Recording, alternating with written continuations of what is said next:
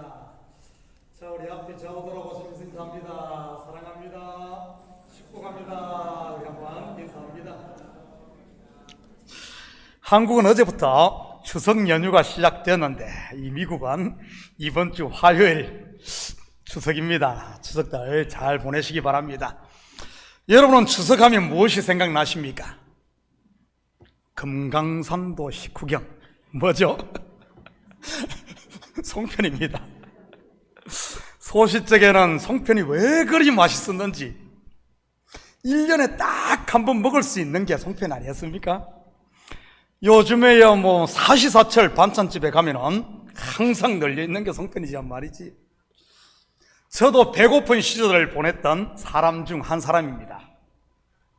나이로만 보면은 뭐 일제시대 사람도 아니고 6.25를 겪은 사람도 아니지만 제가 살던 곳이 워낙 시골 산골이라서 말이지. 문만 열면 몇백 미터 앞에 앞산이 딱 버티고 있고 우리 집을 기준으로 오른쪽으로는 산지를 지내던 산지장골이 있고 그리고 저희 집 뒤는 바로 그냥 뒷산으로 이어졌습니다. 집이 산 비탈에 있었으니까요. 봄이 되면 온 산이 울긋불긋 진달래가 피고 요 진달래가 지면은 개꽃이 핍니다. 여러분 개꽃 알아요? 개꽃이란 게 있어요. 비슷한데 진달래보다 좀 진하고 있는 아무튼 우리는 그걸 개꽃이라고 합니다. 이 개꽃이 지면은 온 천지가 새하얀 아카시아 꽃으로 뒤덮이며 아카시아 향기가 온 동네를 진동하지. 어릴 적 부르던 동요 고향의 봄이 저희 동네를 이거 보고 창작을 하지 않았나 싶을 정도로 그런 동네입니다. 나의 살던 고향은 꽃피는 산골. 저는 이 노래만 부르면 일부 때 이 노래 괜히 했다가 눈물 나서 설교를 못할 뻔했어요. 정말 제가 혼났습니다. 저는 이 노래만 부르면 괜히 눈물이 납니다. 여러분은 어떻습니까? 우리 목사님이 갑자기 동심으로 돌아가셨네. 제가 내일 한국을 가서 그렇습니다.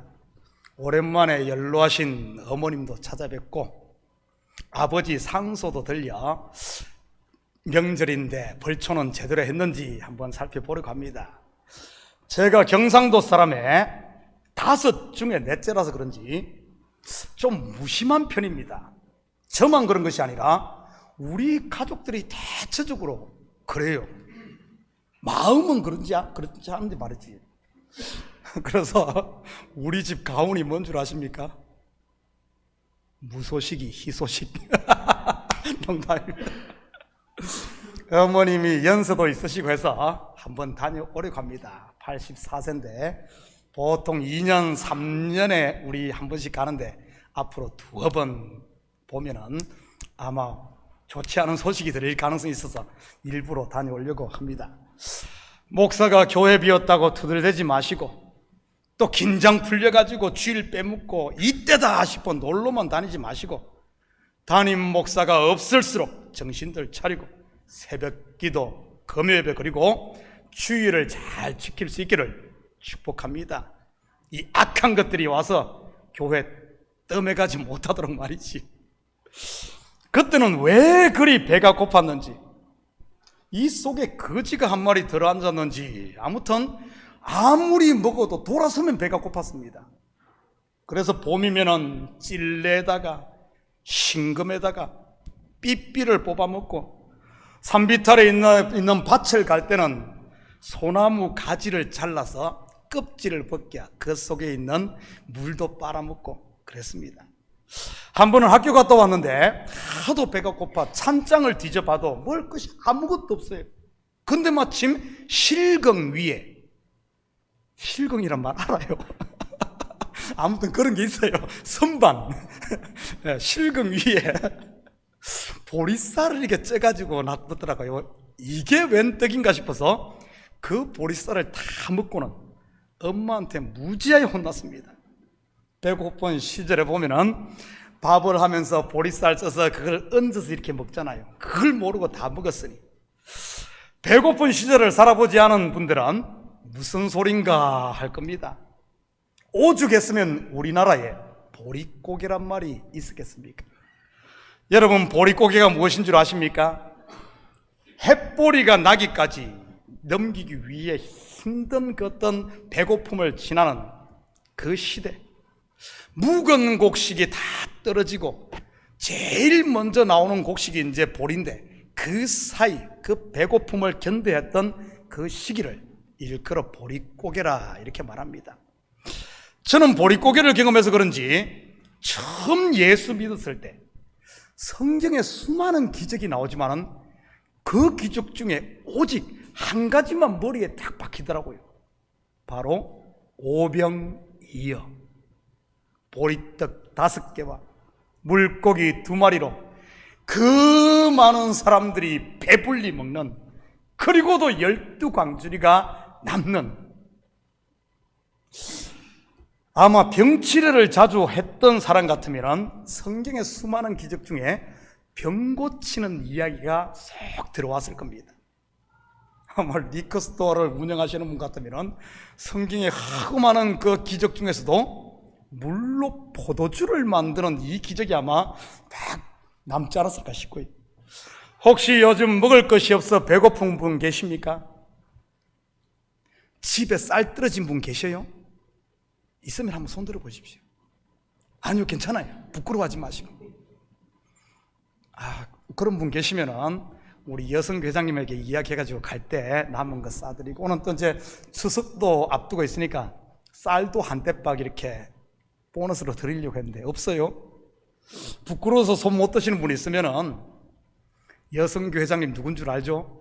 임현주 집사님에 가서 우리 집에 쌀 떨어졌어요, 쌀 한 대박 줘요, 가져가요.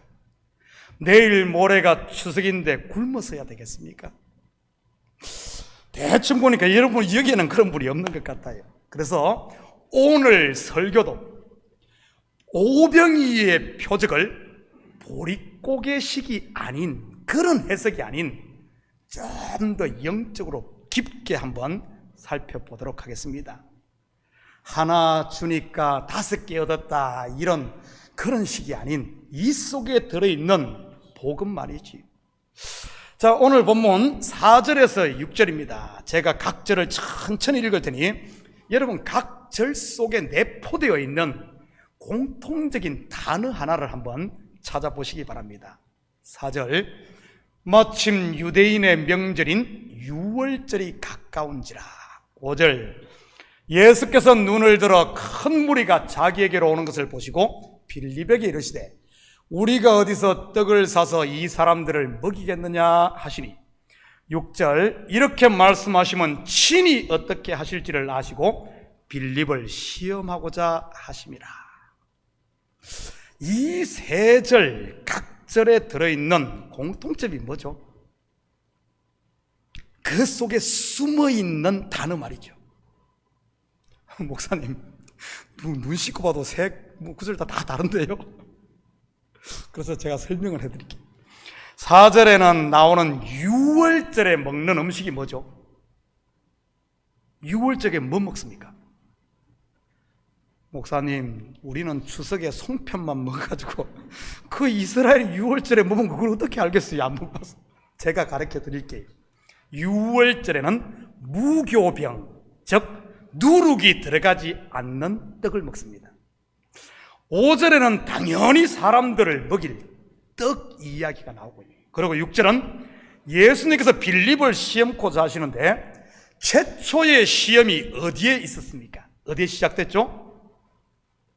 성경 최초의 시험이 먹음직도 하고 보암직도 하고 지혜롭게 할 만큼 탐스럽기도 한 나무, 어디죠? 에덴 동산입니다. 좀 더 구체적으로 말하면 동산 중앙에 서 있던 선악을 알게 하는 나무, 이것도 좀 깊이 들어가 보면 떡입니다. 떡. 공통적인 단어가 바로 떡입니다. 떡은 떡인데 어떤 떡일까요? 개떡입니까? 찰떡이에요? 여러분이 좋아하는 시루떡입니까? 떡 이야기하니까 또 떡 생각이 나긴 나네요.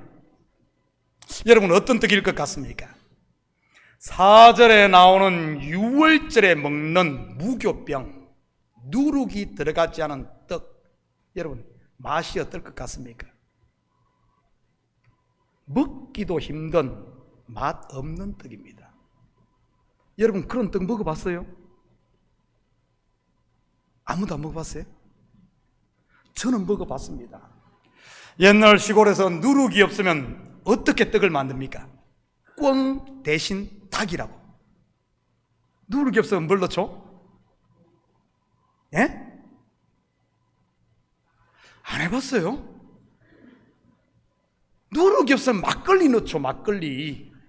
왜냐하면 막걸리가 효소가 있잖아요. 그래서 막걸리를 부으면 누룩 안 넣어도 부풉니다. 그런데 막걸리도 없으면요, 못 넣죠. 그래, 우리 집에 누룩도 없고 막걸리도 없었나 봅니다. 그러면은 좀 사카리라도 좀 많이 넣고 달걀라도 해야지. 사카리도 떨어졌는가 봐요. 그래서 이 단 사카리는 아나? 아이, 말이 몰라요. 아이, 설탕 나오기 전에 사카리 몰라요.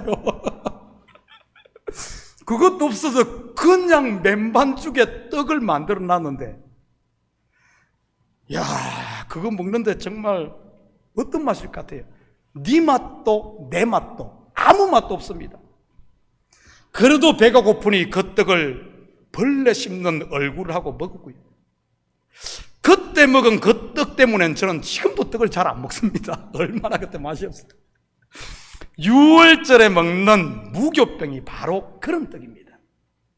5절의 떡은 먹어도 다시 배고픈, 우리만 밥 먹어도 5시간만 지나면 다시 배고픈 그런 떡이고요.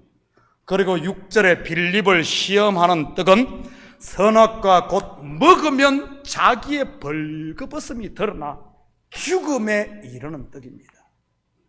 8절과 9절입니다.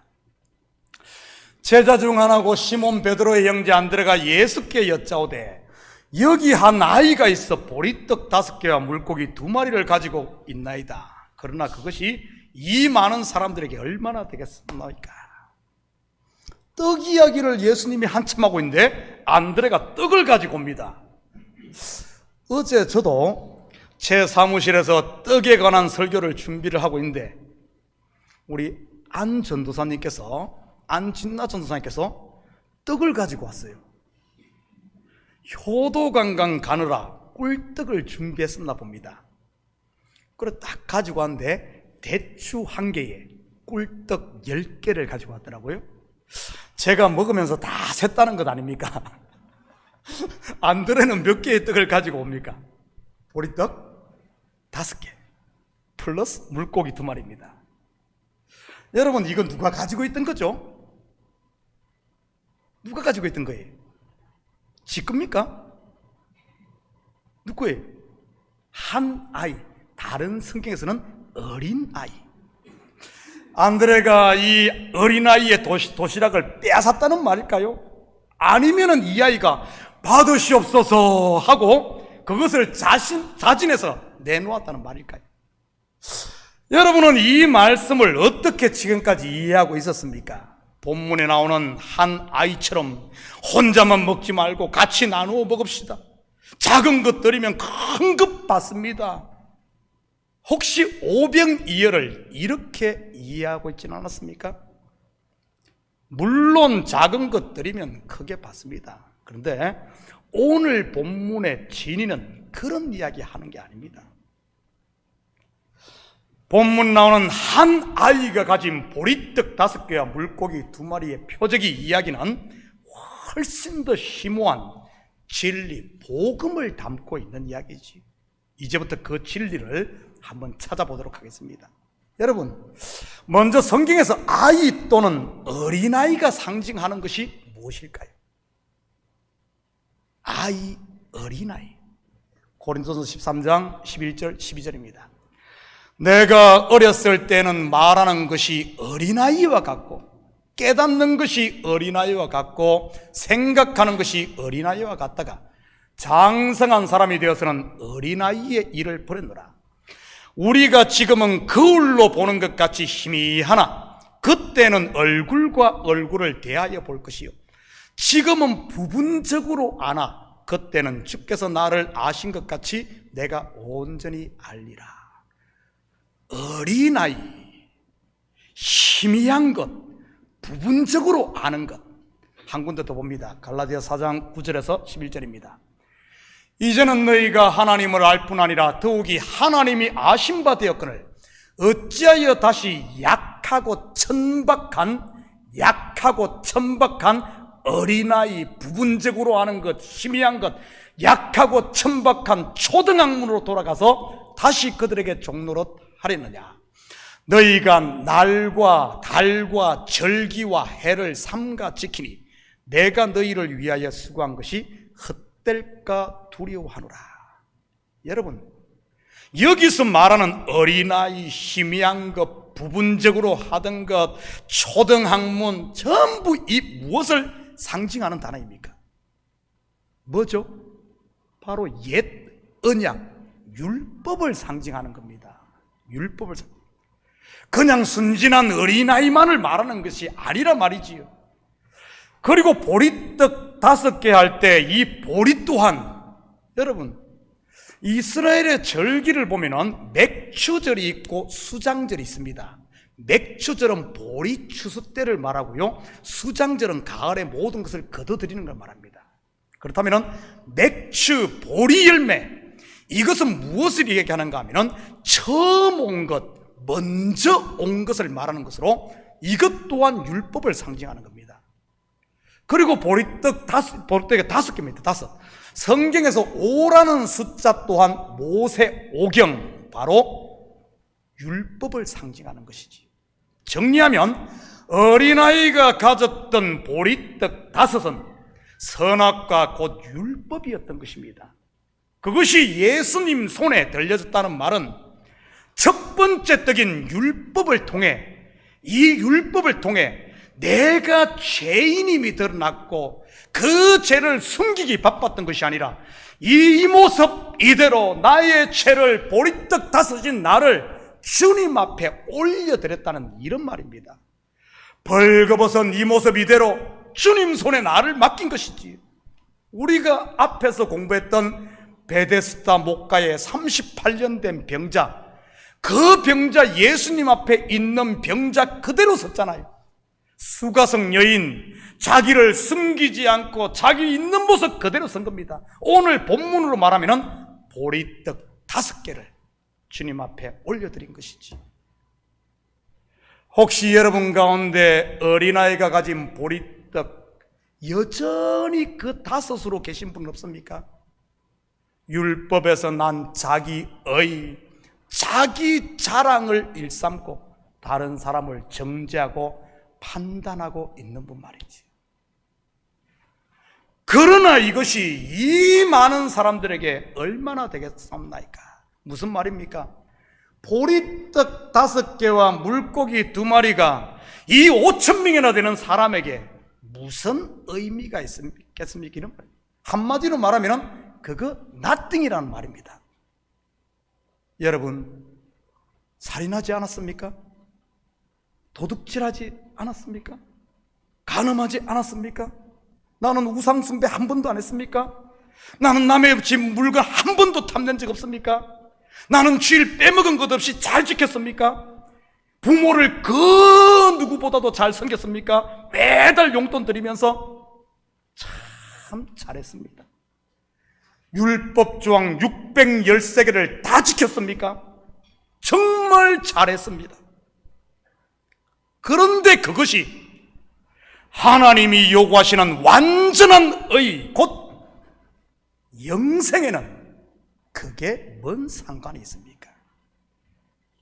내가 율법 613개 다 지켰다고 내가 하나님의 의에 도달할 수 있습니까?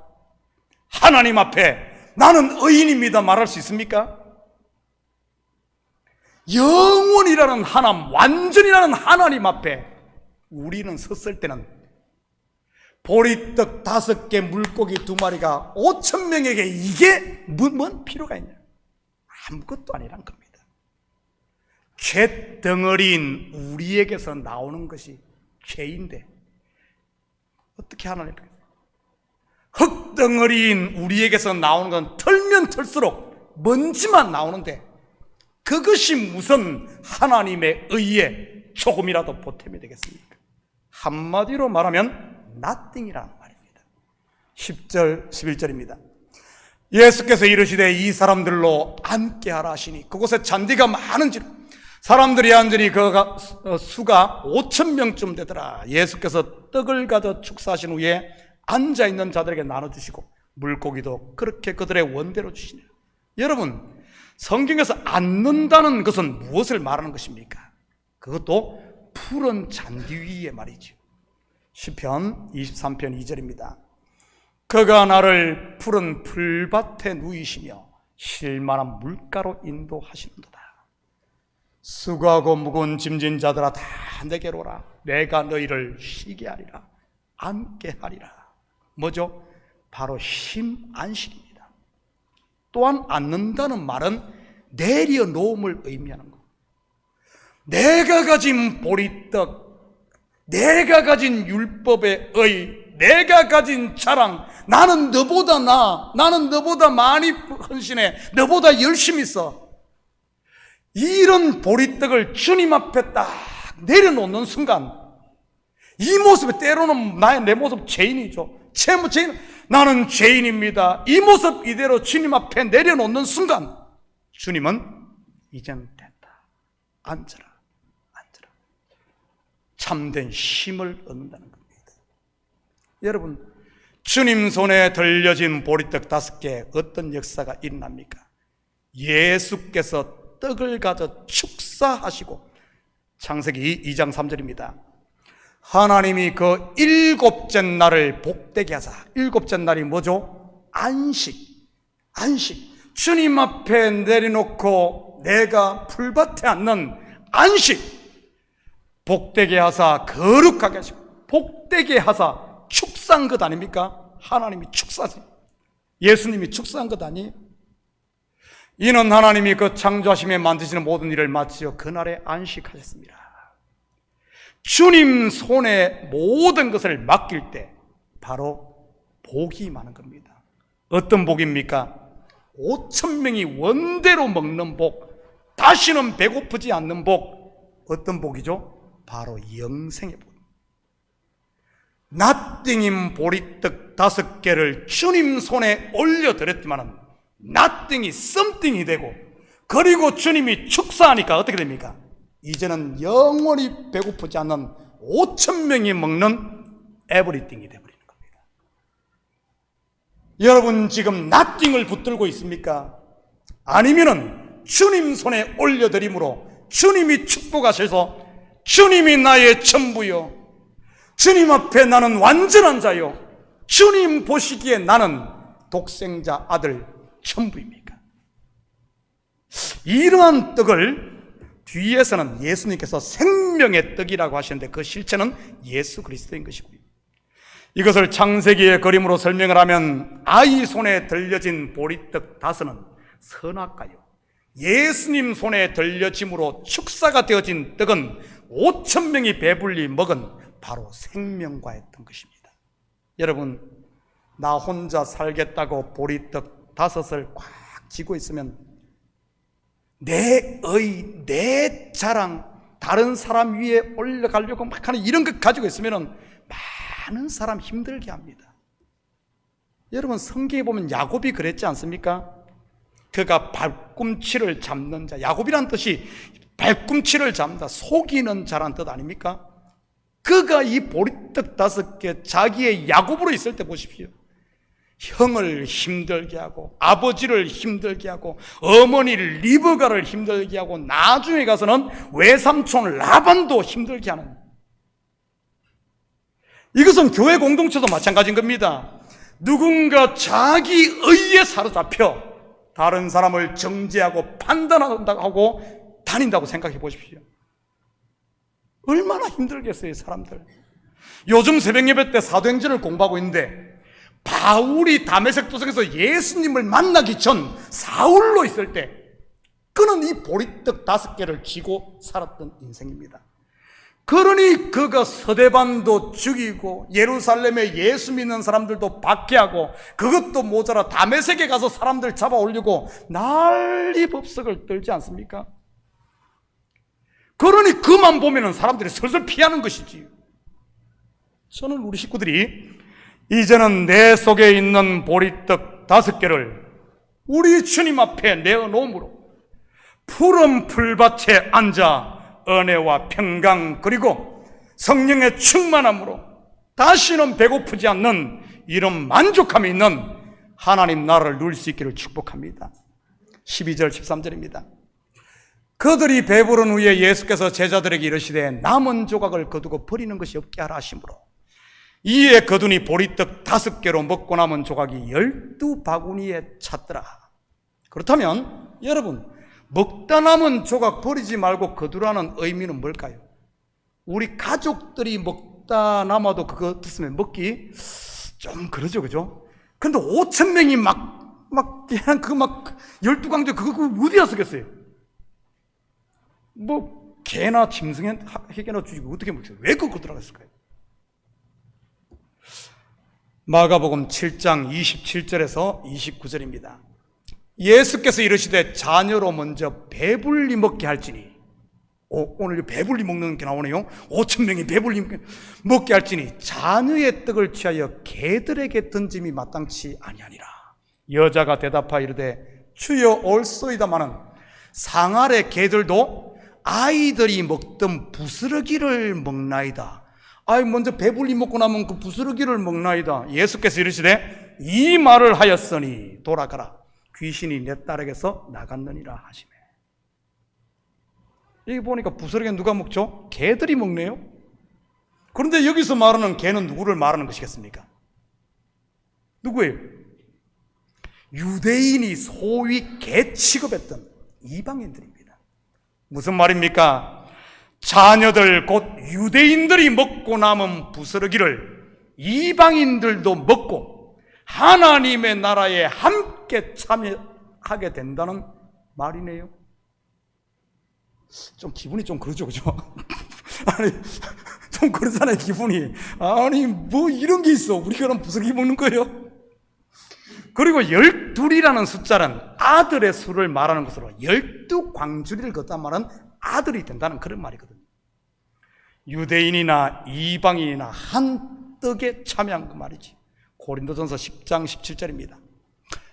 떡이 하나요 많은 우리가 한 몸이니 이는 우리가 다 한 떡에 참여함이라. 여러분, 기분 나빠하지 마십시오. 그런데 이게 다가 아니에요.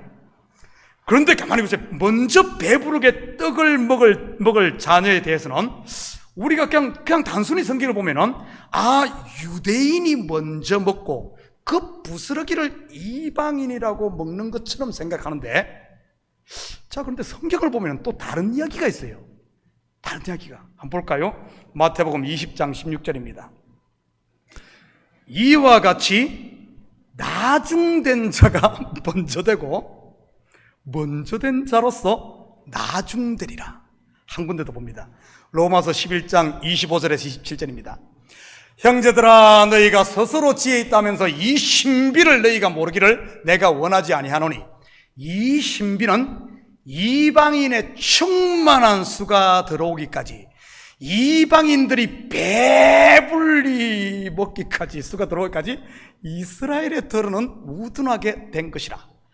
그리하여 온 이스라엘이 구원을 받으리라. 기록된 바 구원자가 시온에서 오사 야곱에게서 경건하지 않은 자를 돌이키시겠고 내가 그들의 죄를 없이 할 때 그들에게 이루어질 내 언약이 이것이람과 같으니라. 무슨 말입니까? 나중된 이방인이 먼저 복음을 받아 배불리고 그 후에 유대인이 구원을 받는다는 또 이런 이야기네요. 그런데 여러분, 이것 가지고 머리 싸매고 막 싸우지 마시고 먼저 뭐 어째요? 그런데 누가 먹든 중요한 사실은 모두가 충만하게 먹는다는 사실입니다. 다시는 굶주리지 않을 생명의 떡으로, 그리고 하나님의 아들로 말이지. 지금까지 떡 이야기만 했었는데 그렇다면 물고기 2마리는 무엇을 상징하는 것이겠습니까? 일반적으로 성경에서 바다는 세상 또는 이방을 상징하는 것으로 바다에 사는 물고기는 이방인들을 상징합니다. 예수님께서 베드로에게 사람 낚는 어부가 될 것이라는 말씀도 같은 의미입니다. 오순절 성령 강림 후 최초로 이방인 가정을 구원한 사람이 누구죠?